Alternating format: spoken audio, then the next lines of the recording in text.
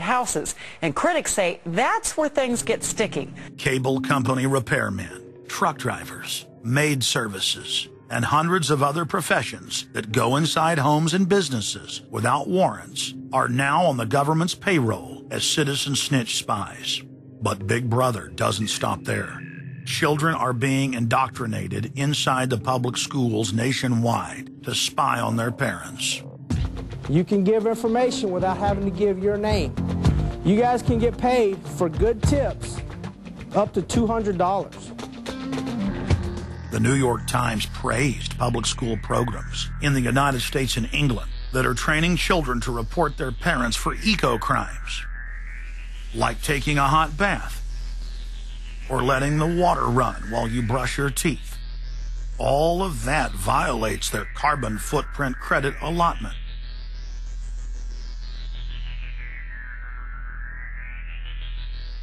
Check it out, check it out.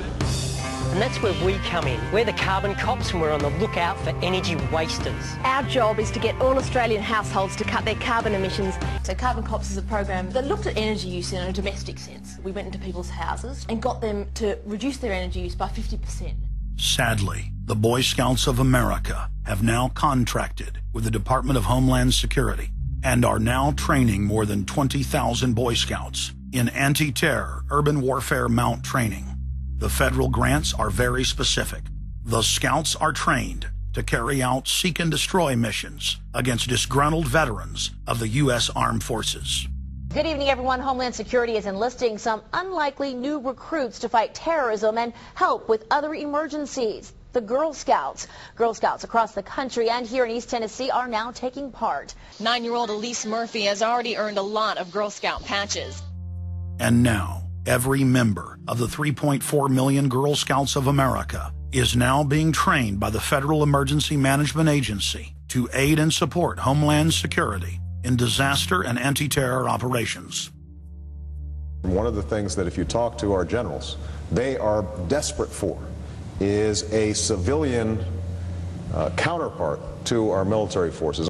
Everybody somewhere between the ages of 18 and 25 will serve 3 months of basic training and understanding in a kind of civil defense.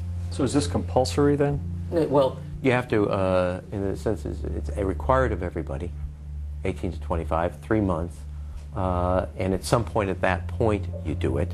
Creating citizen armies in one way is, it's disgusting, because what you do is you get young kids and you can mold their minds easily. And we saw them chanting and crying, and they'll follow any leader, whether it's in a black shirt, a brown shirt, a red shirt, whatever the shirt might be. Another branch of Homeland Security, the Corporation for National and Community Service, is setting up literally hundreds of other private uniformed youth groups. The White House has introduced legislation to establish forced national service for all Americans between the ages of 16 and 64. In 2008, the North American Military Governorship, known as NORTHCOM, announced that they had deployed 4,000 regular Army troops inside the United States to deal with civil unrest because they knew that their offshore masters were about to rob the United States blind. In 2009, the Pentagon requested funding from Congress to deploy 379,000 military personnel in thousands of communities across the United States. And now, legislation has been introduced in Congress to expand a system of FEMA concentration camps across the United States under the National Emergency Centers Act, H.R. 645. The Republic is hanging by a thread. The last vestiges of our free system of government are being swept away. You know, you got time to watch baseball, you got time to watch football, you got time to entertain yourself, but I think a knowledgeable public we're losing, and we've got to get people back on track to paying attention, because if you don't pay attention to your government and what they're doing, you're going to pay some dire consequences for it. Unless we become active and become influential in the power centers of society, there's nothing we can do about it. Just knowing about it is not enough. And as long as we are given at election time an option between the Republican candidate or the Democrat candidate, both of whom have been selected by members of the Council on Foreign Relations and both of whom have the same general policies, that's not going to change anything either. So the real issue is, so what? And the answer is we've got to recapture control of the power centers of society. The people have a decision to make. Our nation has been seized in the jaws of a global corporate takeover. The republic is passing into history. We're losing our freedoms.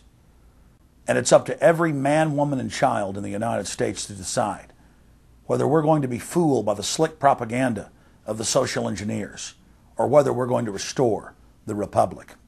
The values expressed by our founding fathers and the Declaration of Independence and other documents are very important to these times, and it's now our chance to manifest those documents. Now is the time for all good men to come to the aid of their country, because the country is being stolen from us in broad daylight.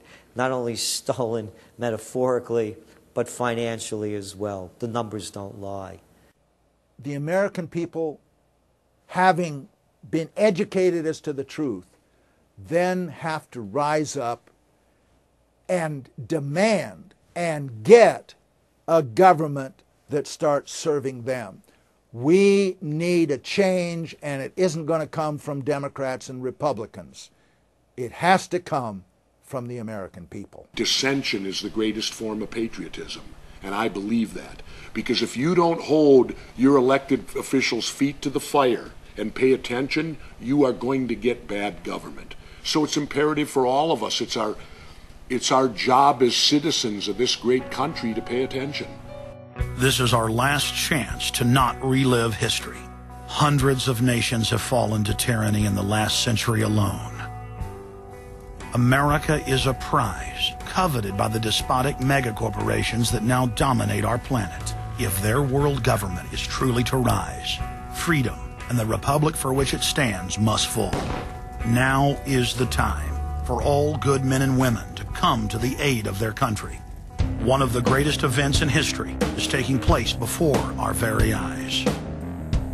For many generations into the future, our progeny will look back on this time as either a place where humanity rose to the challenge and made a stand against the forces of darkness, or as a time when the planet fell into the grip of a merciless high-tech tyranny.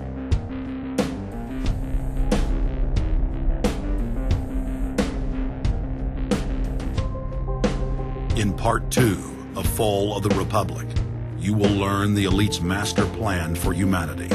But more importantly, you will learn how to stop that plan, reverse the criminal tide, and reignite the flame of liberty on the long march to man's ultimate destiny.